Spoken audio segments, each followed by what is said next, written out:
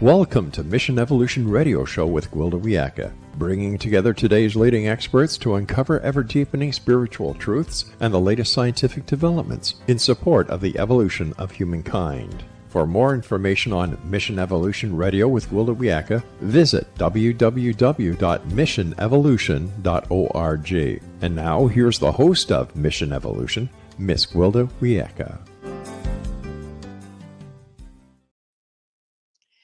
Past lives are something most of us have heard of. Many find this topic fascinating. Others even try past life regression therapy. However, if we do have more than one life, what occurs in the interval in between? Mission Evolution Radio TV show is coming to you around the world on the X Zone TV channel, xztv.ca. With us this hour to explore what may go on between lives is Reena Kumarasingham.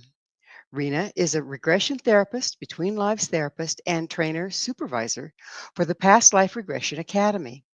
She's the author of Shrouded Truth, Magdalene Lineage, and Divine Consciousness. Over the last 8 years, she's spearheaded the Pioneering the New Consciousness retreats. Her website, ReenaKumarasingham.com. Reena, thank you so much for joining us on Mission Evolution. Thank you so much for having me, Gwilda. I'm so excited to be here. I am. I love your topic, and it's just a fascinating one. I don't know if we'll find any answers today, but we'll give her a try. We'll give it a shot. Give it a shot. So how did you first become interested in past lives? Well, I actually grew up a Hindu in Malaysia. So as a Hindu, past lives for me was a way of life, was just a fact of life. You know, grass is green, sky is blue, past lives exist. And so growing up with it particularly being a way of life, I was really fascinated by it. And when I used to go to my Hindu study classes, you know, as a kid, as a child, it's very similar to catechism for Christians. So, you know, we had our Hindu child study classes. We were always told that our lives right now, our current life is like a snapshot, but the lives of our soul is like a movie. And so that's basically how everything interlinks. And I found that really, really interesting. And then what I did was, when I went to university, I did my degree in psychology. And when I graduated at the age of 21, I realized I didn't have enough experience to be able to serve in this capacity. I didn't have enough knowledge, enough wisdom. And then what I did was I did a master's in business administration, and I entered the corporate world in Asia in the media industry for about 12 years. And then I got really bored with doing public relations in the media industry. And when I spoke to my public relations mentor, he said, Reena, if you're bored doing public relations in the media industry, you're better off just getting out of public relations altogether. And he was right, because the media industry is really fast-paced. Everything else is not as fast-paced as the media industry. And so then I decided to sort of wet my toes again to see if I wanted to go back into the psychological counseling arena. And I did a quick weekend course in NLP. I realized I loved it. Like, I really wanted to go back into it. And then there was a gentleman who was advertising a past life regression training course in Singapore called Andy Tomlinson. And so I was really enthralled by it because he combined modern psychotherapeutic techniques with past life regression. So for me, that was the perfect marriage, no pun intended. And so I did the course, and then Andy took my money and then married me. And then so we have, you know, he still owes me. I tell him this. And then, and then he basically, because I used to live in Singapore in the tropical weather, he just brought me to the UK weather, you know, place. And this is where I've been ever since. Pretty fascinating. So I understand you had a near-death experience. I did. Would you go into that for us a little bit? Of course. It was in 2020, in March, at the end of March. And I remember this date so clearly because it was my father's birthday, the 27th of March, and I had a release coming out as well, but I was in bed. And I thought I had a burnout. But as a few days progressed, I think 5 days progressed, I realized that I actually had COVID. And this was the early stages of COVID, where not very many people knew what was happening. People were going into hospitals. The only thing you heard in the news and the media were, you get COVID, COVID equals to death, really.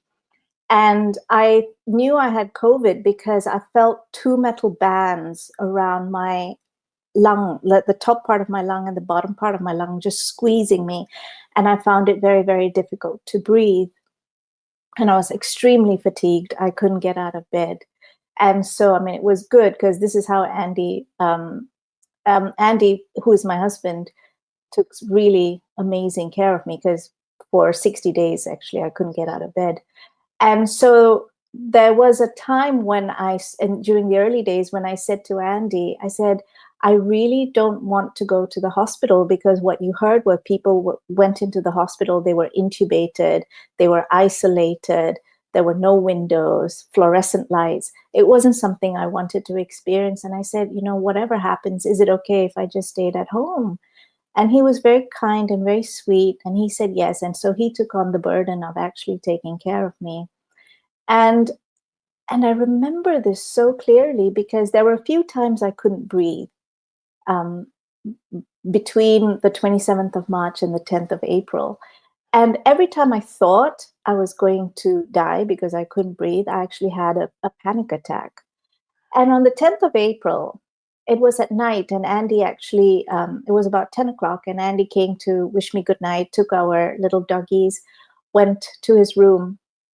And I reached over and I turned off the light. And as my eyes closed, I had a very strong knowing that if my eyes closed now, I wouldn't open them ever again.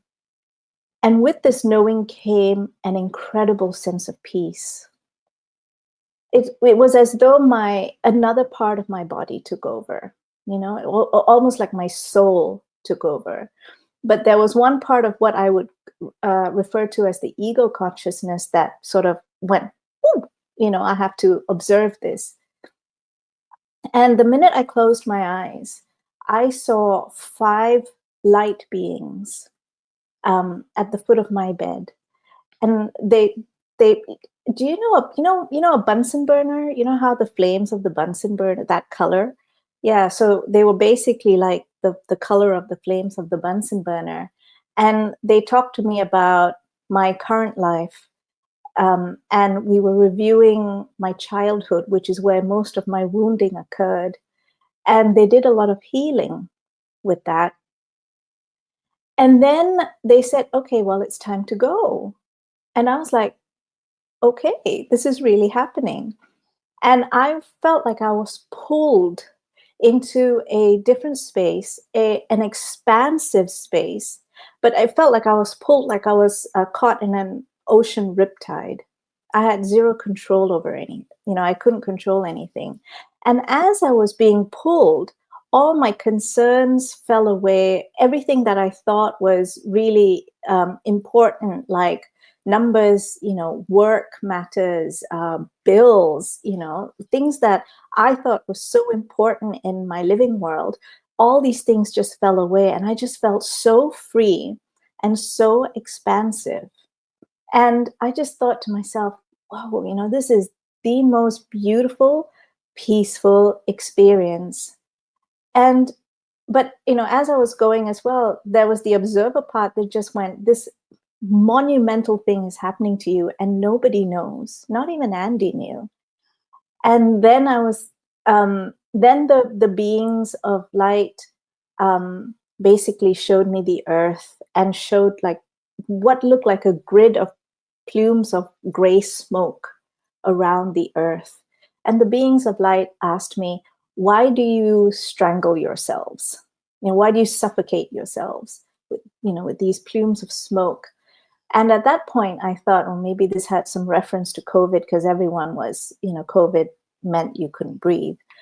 And then it was time. They said, okay, well, it's time for us to go now. But the one thing that was holding me back was Andy, because he was taking such wonderful care of me. I couldn't bear for him to come down in the morning and see my lifeless body there and, perhaps feel guilt or the should haves, would haves. I couldn't bear that. And so I actually negotiated with the beings of light. And I said, is it okay if I have 10 minutes? I just want to pop back, write a note to Andy, saying, I love you. It is my time to go. This is not your fault, and all that. And they basically said, no, you either come with us or you go back. And, it was a really hard choice to make, because going into that expansive place of so much freedom and so much peace, it's something I've never experienced before. It was so tempting. But again, that part of me that wanted for Andy to be okay with all this, sort of won. And then I then I blacked out, actually. So I don't know what happened then, but when I opened my eyes, I turned the light on and it was about 2 a.m.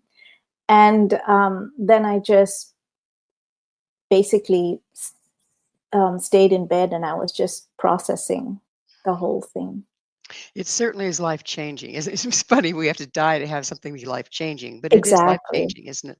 Yeah. It puts everything into perspective. Yes.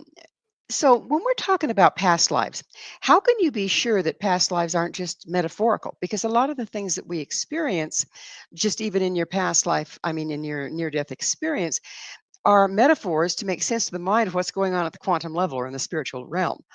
How can you be sure that past lives aren't just metaphorical?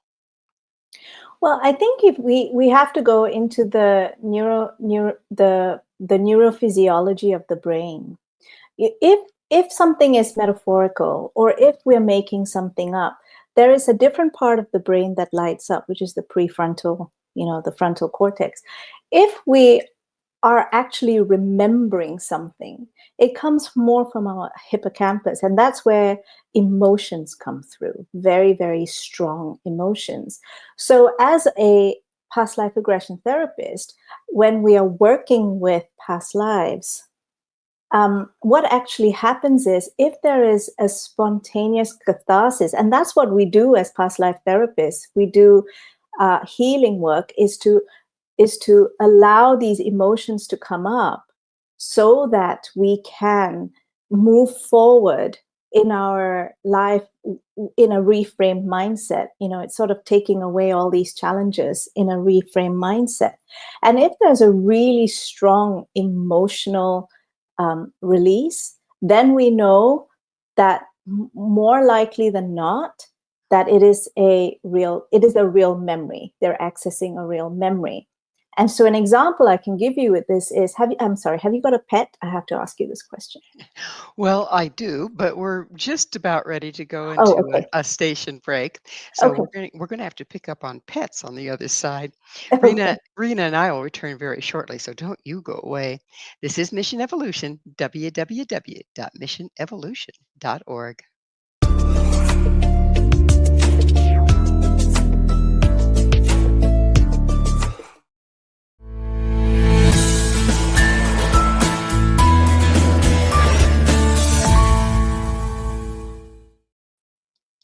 If I had a past life, why can't I remember it? With us this hour discussing past lives is Reena Kumarasingham, the author of Shrouded Truth, Magdalene Lineage, and Divine Consciousness. Her website, reenakumarasingham.com. Reena, we were talking about past life, how you can tell if you're actually looking at a past life versus um, a metaphor, and you said emotion is the key. Is that because of the part of the brain that emotion comes from? Yes, because it's very close. The amygdala, where the emotion is very, very close within the hippocampus, very, very close to where our memories are processed and kept. So that's how we know. That's a huge indicator that it is a real memory versus something that is made up. So, I was talking about pets. So, you did tell me you had a pet. If you were talking to a friend, for example, and that friend mentions to you that their pet had passed away, if you had your own pet that's passed away, you would immediately tap into that memory of your own pet passing away, and you would feel really deeply and empathize with your friend. And that's because it's tapped into the emotion and therefore the memory. But if you say didn't have a pet and your friend was telling you your pet, her pet had passed away, then you wouldn't feel quite as deeply. You would sympathize with her and say, look, I'm really sorry. What can I do to help you or whatever? Let's go have coffee. But you couldn't feel it. You couldn't feel what your friend is feeling, and that's how we know.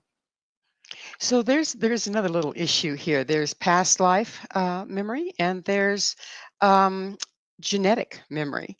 How can you tell one of those from the other?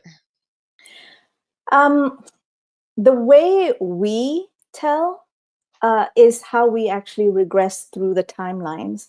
So, for example, if we can track your past life through a horizontal axis, right, which is the journey of your soul, the movie of your soul, and then you've got your ancestral axis that goes down this way, and you are right where the two lines meet. Yes, and the way we actually manage the process is, with past lives, we just say just go to a memory where that reminds you of this. But when we're actually tapping into the ancestral line, it's a different way of navigating the past life. We have to go through the different memories of the different ancestors to get to the source ancestor. So it's pretty clear that you're going through memories of ancestors versus memories of a person's past life. Yeah, as opposed to the linear memory of a person's past life. So why do we forget our past lives? Well, if we look at the between life states here, we forget our past lives because we actually come into life to learn lessons. And if we already know a lot of our past lives, it is very, very difficult to learn those lessons. It's almost like knowing the answers to your test before actually taking the test. So I have a question. A lot of people mention that we're here to learn lessons, but how do we know we're here to learn lessons? Whose idea was that? Oh, in between lives sessions, the idea actually comes from us, the souls. We choose to come here. Okay, so you figured that out by going into between life regression? Yes, we do. So do we get to read the small print, or it seems? Well, it's really interesting because in between life sessions, the between life sessions will actually be blocked, and we've actually experienced this if the person hasn't gone through their test yet, or if they're in the middle of a big karmic drama, as it were, a big karmic lesson. So, for example, if someone is in the middle of going through a divorce, they can't experience a between lives because, for example, say that divorce is part of their lesson. But after the divorce, then they can come for a between lives, and then they can actually get higher perspective, spiritual perspective as to why that divorce happens. And that would then minimize the emotional negative impact on that person moving forward. So it would seem we have plenty of healing needed from this lifetime. What's the advantage of going into past life? I mean, is it just kind of spiritual avoidance? I wouldn't say so much it's avoidance. I think it's almost like peeling an onion. So when we actually do past life regression therapy, we're actually doing trauma work. And when we go back to past lives, that is the source of a particular trauma we are going through at the moment. It's almost like there's a disassociative state. Like like it's in the past. Do you know what I mean? The person goes through it. The psyche goes through it because they know it's safe. It's happened in the past, and the psyche knows that the person is sitting on the couch right now and they're fine. Does that make sense to you? So people go through the past life to sort of peel the layers of the onion to get to the point in the current life of what they're going through. And then it's so much easier and safer for the client to go through that particular challenge. So if a client is going through some, I'm trying to figure out how you target this. So if a client is comes to you for past life regression, do Mm. you follow in through what's up in their lives right now, or do you just kind of go back and see whatever shows up? No, I mean, so there are two ways we can do past life regression. Um, I mean, the first way is what I call past life tourism. And this is where someone just wants to come and explore different past lives. And there's, you just explore. It's like, getting on a plane and having a high level overview of different past lives. But when we work with regression therapy, we actually are doing sort of trauma healing. And this is where we actually go back to the source of the trauma that the person is facing right now. The other thing as well is, when we forget and we come back, when we incarnate and we forget what our lesson is, sometimes those traumas are not resolved in the past life. So what happens is they bring back the lesson in the current life. And so what we do is we take them back to the past life where it's safer for the psyche to be able to confront the trauma and resolve it, and then bring it forward to the current life, confront the present trauma, heal it, and get spiritual perspective, like a wider spiritual perspective, the video perspective of why this has happened to them. So it's basically like a full picture of the soul. So we're running along in our day-to-day life, and various times something will happen. It'll trigger us into this life, but past experience, past trauma. Does the Mhm. same thing happen with past life? You're running along in this ordinary reality life, and all of a sudden you're triggered, but there's nothing that hooks to in this lifetime?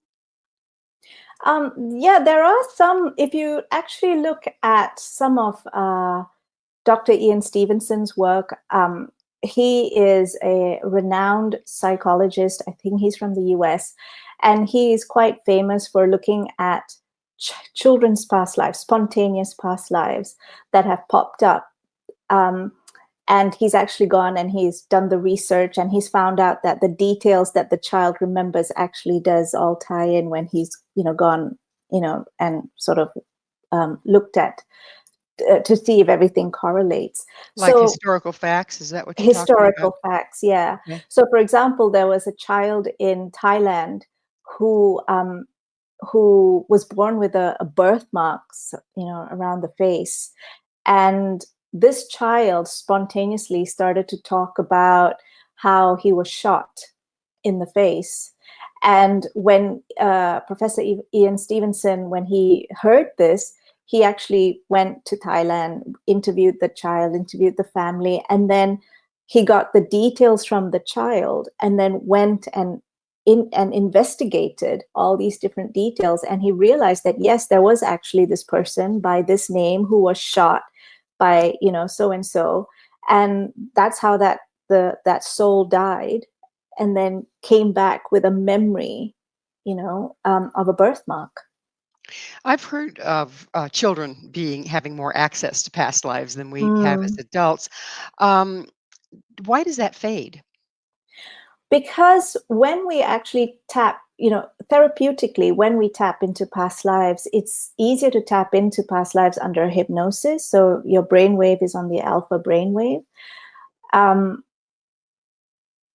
I think it's the alpha.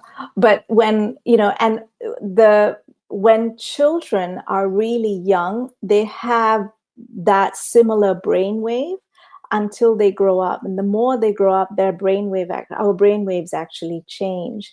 So, and also when children are born, children are very pure. They're not conditioned by different things. So that's why the memories are sitting right on the surface. And the fact of the matter is, there are so many children who will spontaneously talk about memories, But a lot of parents sort of push it aside. Maybe they might attribute it to imagination, for example, or she's got an invisible friend, or something. But it could very well be past life memories that come up. I think children are sharper than we give them credit for. Much sharper. Yeah. So how can a person tell if, really they need past life regression? How can you tell you need past life regression versus therapy for the present life? I think the thing is, if you are approaching, if you need a wider spiritual perspective for a challenge you're going through, and if you can relate to the fact that our lives are a movie and not just a snapshot of our current life, then that's when you would look for someone who would do regression therapy. So is it like the emotions and the trauma that you're experiencing in the present don't really add up to the trauma that you've had in this lifetime? So can you say that again? hmm Is it like the emotions and the trauma that you're experiencing in the present don't add up to the trauma that you've experienced this particular lifetime? Yeah, no, that could be, yeah, that could be a factor as well. But I think if the reason why people want to come for past life regression therapy is for that wider spiritual perspective. I've heard of a lot of people saying, "Oh, I was um, you know, Java the Hutt or whatever in the past lifetime," right? Usually it's something glamorous. And yet Right. I've heard enough people, "Oh, ISIS, I was ISIS in a past lifetime." Mhm. How many ISISes were there? What's going on there? I've heard a lot of So, people say the same character. yeah. So, I mean, this is a really good question, because in my practice and in a lot of regression therapists' practice, we see about, thousands of clients, and we probably get one glamorous lifestyle. The reason why this is talked about is because there are records out there that they can correlate with their accounts. But a lot of people, when they come to us, they're peasants. So, for example, ditch diggers, for example. And in those days, ditch diggers didn't have maybe even birth records. So they can't go back and they cannot correlate the stories, their accounts, the ditch diggers or the peasants. They can't correlate it. Or they were a soldier somewhere. And if they can't recall their name, because when they come for healing, we don't ask for facts like names. Well, I'm sorry, we're going to No, have sorry. to take another station break. Rena and Okay. I will be right back to continue our discussion. So please stay right there. This is Mission Evolution, missionevolution.org.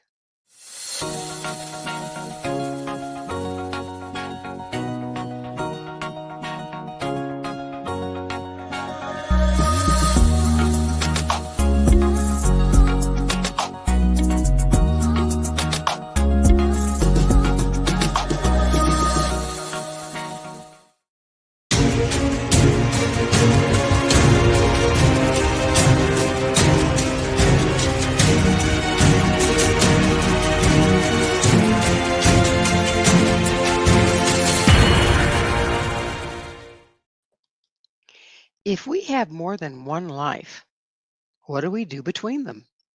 This is Mission Evolution, missionevolution.org. With us discussing Between Lives is Reena Kumarasingham. Her website, reenakumarasingham.com. Reena, what is between life therapy? So, between lives is basically, if you look at that line again, that, the past life, and then this is your ancestral line. Between lives is what happens between your last past life and your current life. And in this between life space is what happens here normally is where we find out why we have planned to come to be reincarnated in the current life. What was the plan? What were the soul contracts? Why did we choose the mother that we chose, the husband that we chose, the father that we chose? And also we get a brief review of the immediate past life, so that we can see the link between that past life and the current life and how the whole story ties together. So, what is between life spiritual regression? Between life spiritual regression is a process that is based on Dr. Michael Newton's work. He called it life between lives regression. In our academy, we call it between life spiritual regression. And it's a process that therapists can use to take people into this between life space. So, when we're getting ready to come back, okay, from the between life place, and we've kind of made this plan, Mhm. are we drawn to a specific genetic line in order to find a resonance with what we've come to do? Mm. It could be, it differs for different people. Some people find that genetic line, but in most cases, there is something that we refer to as a soul group. And so it's not so much a physiological genetic line, but a soul family, as it were. And within this soul family, they can pick and choose who they're going to have different soul contracts for, to basically go through the lesson that they choose to go through. Okay, so you gave this example of this is our life, past life, future Yeah. life, whatever, and this is Mhm, our genetic memory and mhm, genetic line, mhm, and where mhm, the two cross is where the person is, where they mhm, incarnate. mhm. So, with that being the case, don't we have to be when a line carries so much memory and so much resonance with different things, isn't it important that we choose a line that resonates with our mission this time? Of course, it is. But people don't sort of, in our experience within the practice, people don't purposely choose a particular genetic line.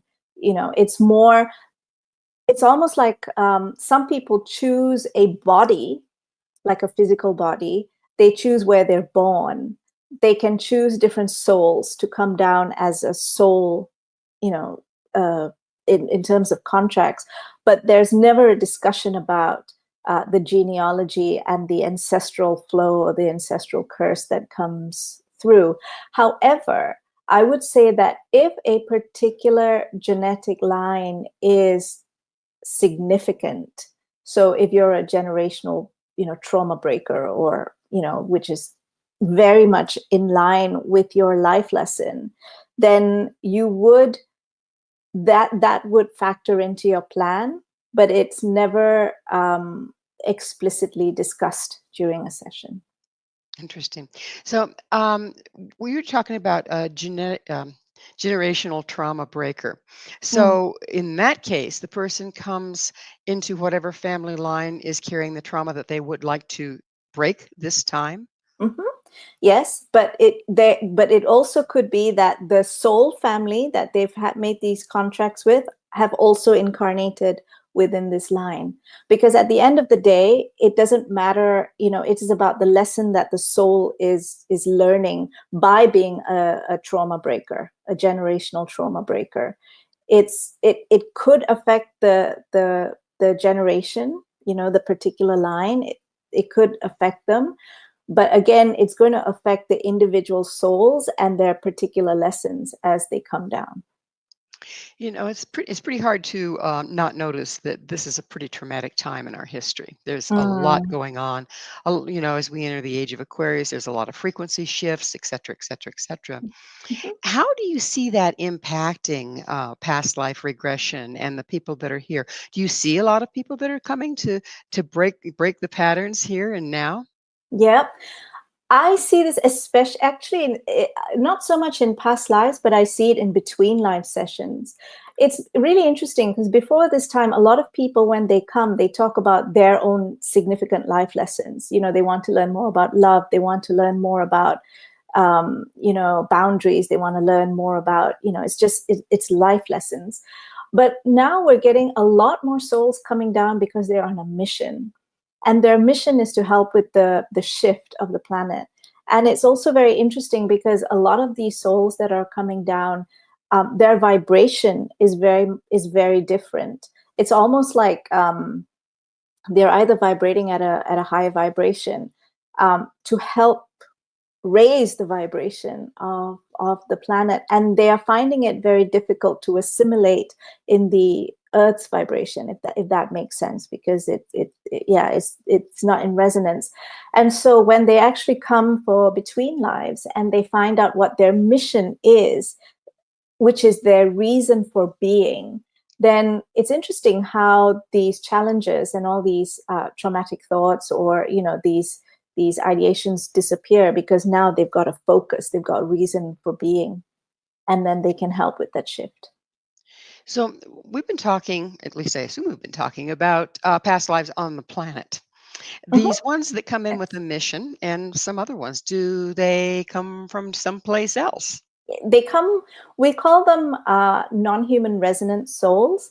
So to us, we don't specifically say like exactly where they are coming from. It's just that they're of a different frequency, and they are used to a completely different frequency that is not of the Earth's frequency.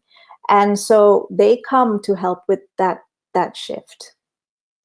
And again, I've heard a lot of people say that the Earth is kind of under the gun right now, and a lot of people are watching it, or a lot of beings are watching what's going on the planet right now. Have you Yep. seen any evidence of that in between life therapies?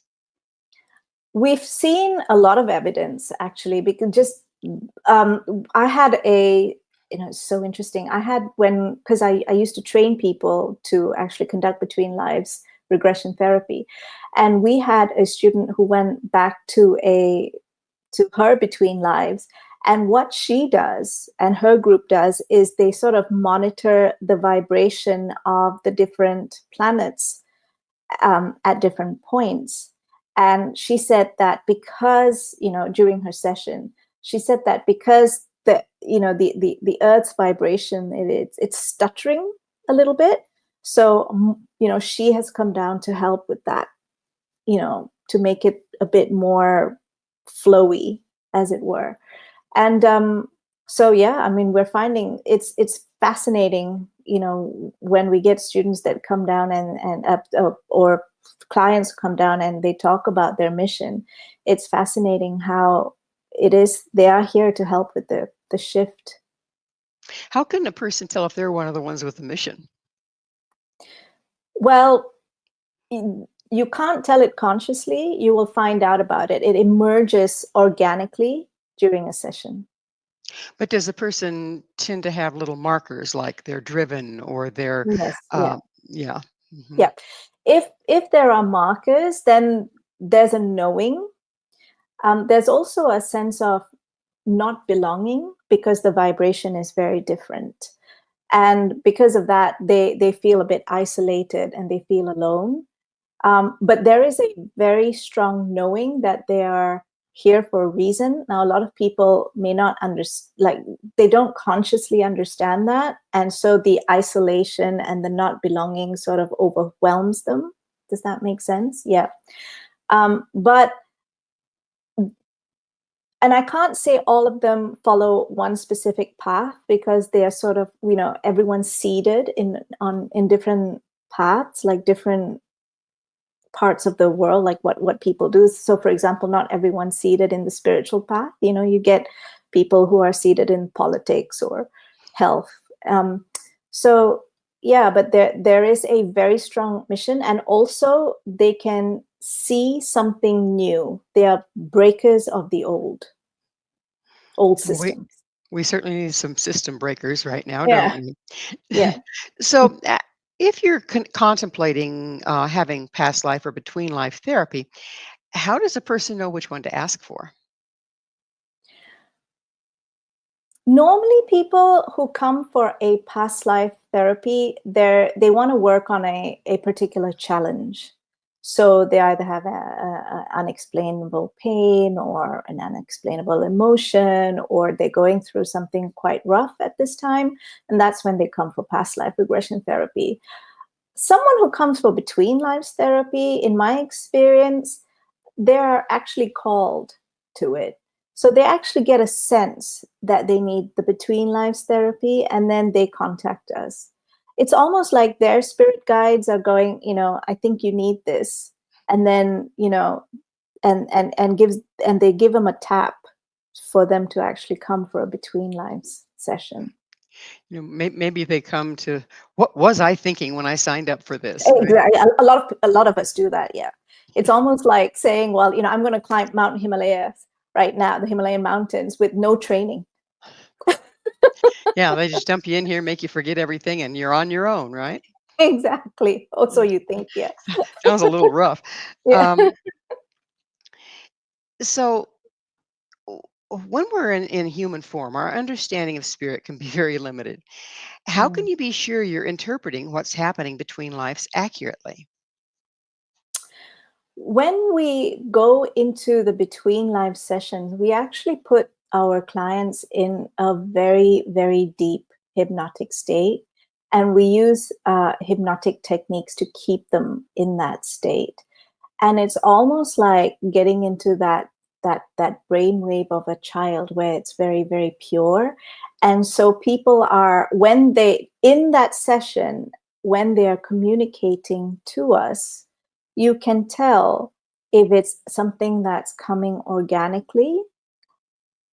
And you can tell when the questioning mind, the rational mind, gets involved. And the minute the rational mind gets involved, we immediately drop them back down into that deep hypnotic state. And then the story sort of shifts.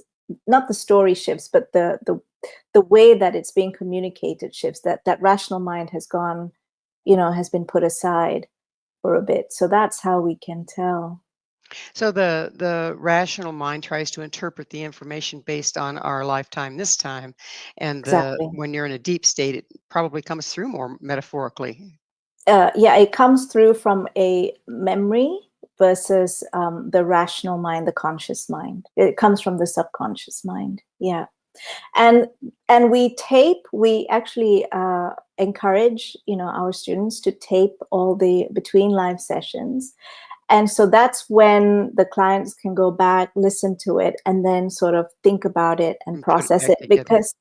Because the information comes in layers. So Well, sometimes it's time for us to take oh, another station break. okay. Please stay with us as Rena and I continue to explore near death, past lives, and between lives. This is Mission Evolution, www.missionevolution.org.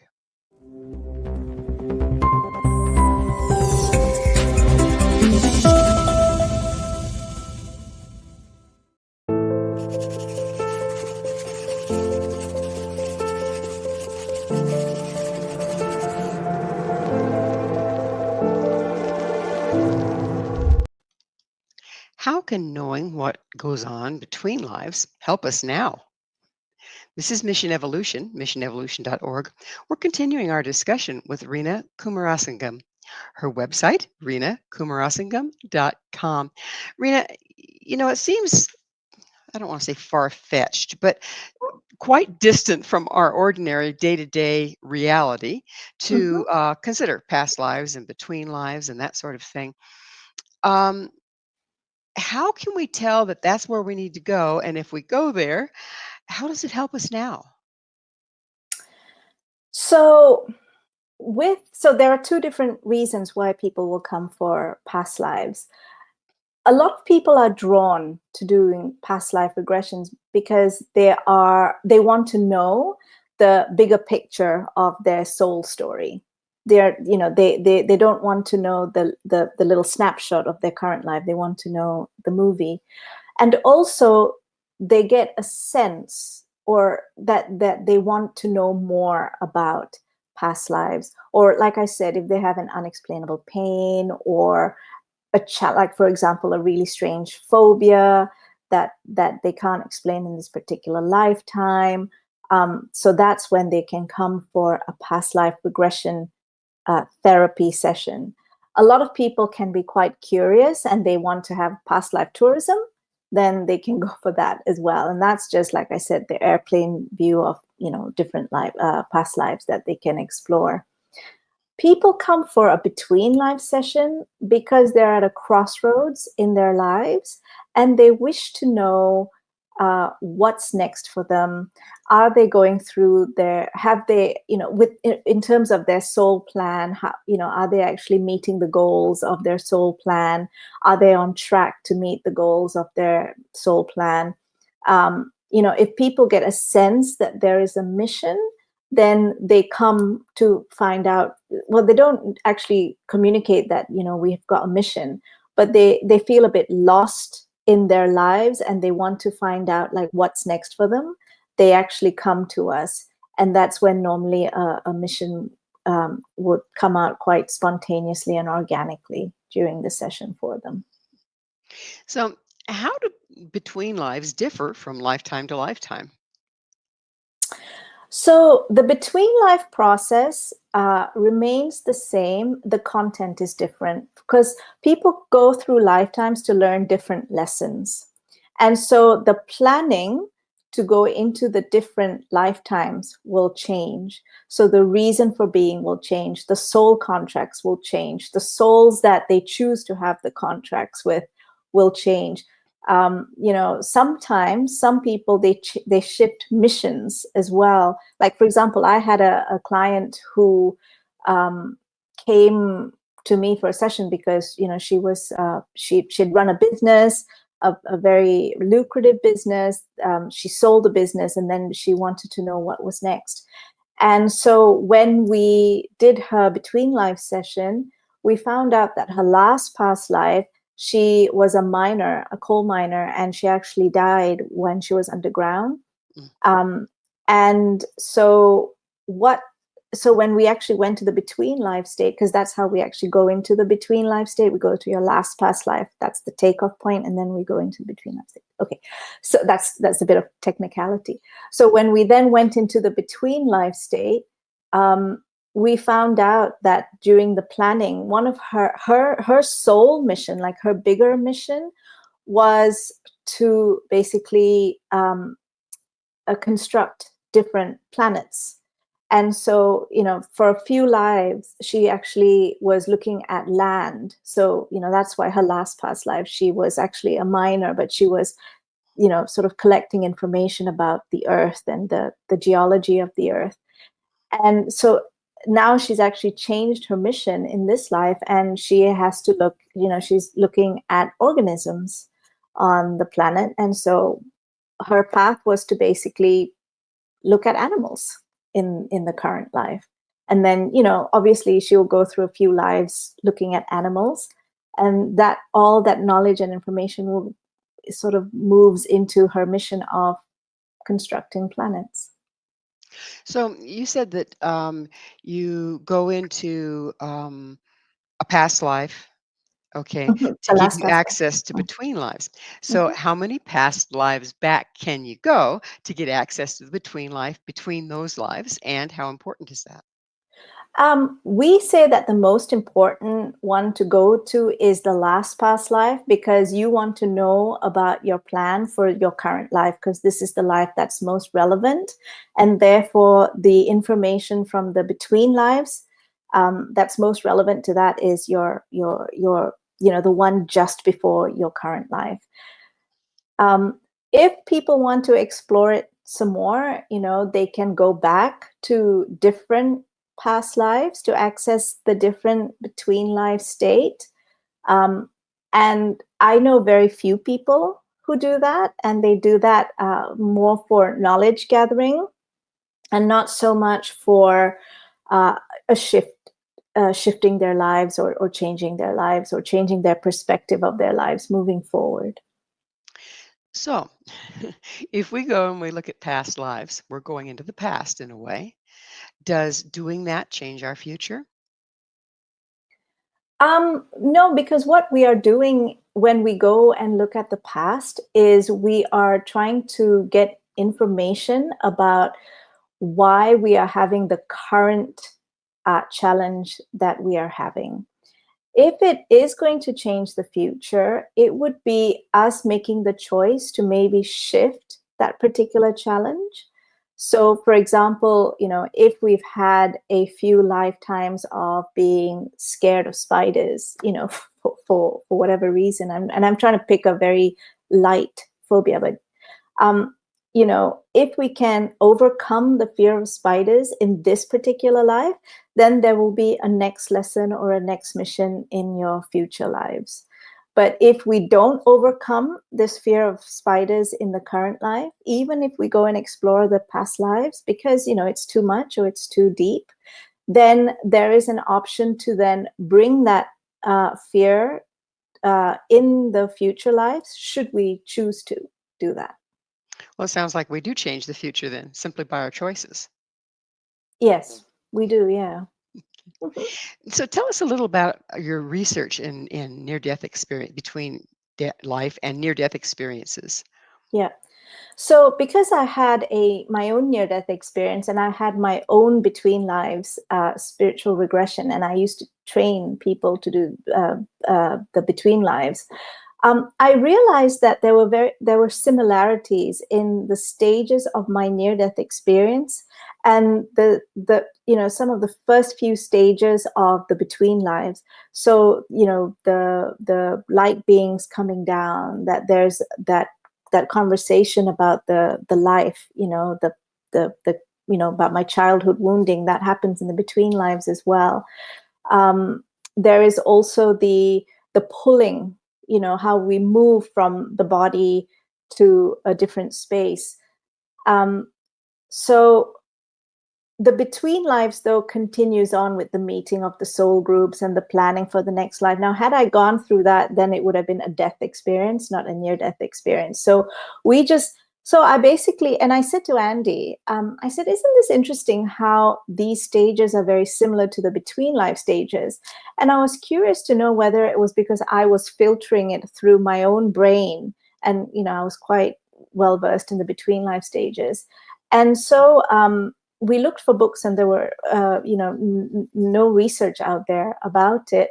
And so what Andy and I decided to do, at first it was more for ourselves, was to look at the near-death experience accounts and between life regression accounts to see if these similarities were universal or if it was just for me. So we looked at about 500 case studies of between life accounts, and we looked at about 400-ish case studies of near-death experiences that were collected by near-death experience pioneers, like Dr. Pim Van Lommel and Dr.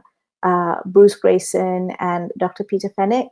And we actually found that there was a very, very strong correlation in these stages, in the between lives regression and the near-death experience. So we found that very interesting. Yeah. So you speak of the new consciousness. What do you mean by that? Oh, it's what we were talking about before, about the shift of the planet. It's almost like moving, like you said, we're moving into the age of Aquarius. But if you actually also look at the Vedic astrology says that we are actually now moving from the Kali Yuga, which is the dark ages, and we are actually ascending. As a collective consciousness, we're ascending. Some Vedic astrologers say we're going into the Satya Yuga, which is the golden age. Some say that we're going to the Iron Age. But there is that ascending, and the timeline between us going to the Western astrology of us moving into the age of Aquarius and the Vedic astrology actually correlates. So there is this enormous shift in consciousness. And the way I would explain that is that the earth is just vibrating. It's vibrating so quickly. It's almost like we take a rug and, like a dirty rug on the floor, and we're just agitating it with the vibration. And with that agitation, a lot of dust will come out. We see things under the carpet, maybe like some bugs, some dead bugs, or, Right. an old coin. It's that time. We're just about out of time, and I would be Oh, remiss if I didn't ask you, Reena, yes. what is your mission? What's my mission? What's your mission? Do you know, after my near-death experience, my mission is to be in peace. To be in peace in whatever situation there is, because I dropped all my worries. remember, and everything that I thought was so important, and I just want to stay in that place of peace and freedom, and I would like to expand my own consciousness while in the body to be in that place of uh, freedom and peace that I actually experienced when I had my near-death experience. Because I feel we don't need to go to the edge of life to experience that, as it were. Does that make sense? It does. So when I'll bet it's a moving target. I mean, you have to constantly course correct. But when Yes. you're in that state, how do you find it affects the people around you? I find that it affects people differently because it also depends on my vibration and what's affecting my peace. So, I've let a few people go and they, were not that impressed with that. They didn't like that very much. And a lot more people have come to me, and we are in the same resonance, and that we're trying to stay as much as possible in that place of peace and expanded freedom. Even the things that I do, my work, like I'm pursuing a different sort of work now, something that sort of impacts that peace. That Well, yeah. it is time for us to Oh, call the end. So unfortunately, we are out of time. But Rena, thank you so much for coming on the show. thank you so much for having me, Gwilda. It's been such a pleasure. Been a real pleasure. Our guest this hour has been Reena Kumarasingham. Reena is a regression therapist and between lives therapist and the author of Shrouded Truth, Magdalene Lineage, and Divine Consciousness. To find out more about Reena, where you can find her books and all she has to offer, visit her website, reenakumarasingham.com. This has been Mission Evolution with Gwilda Wiyaka. For more information or to enjoy past archived episodes, visit www.missionevolution.org. But please be sure to join us right here next time on the X Zone TV channel, xztv.ca, where this mission will continue, bringing information, resources, and support to our evolving world.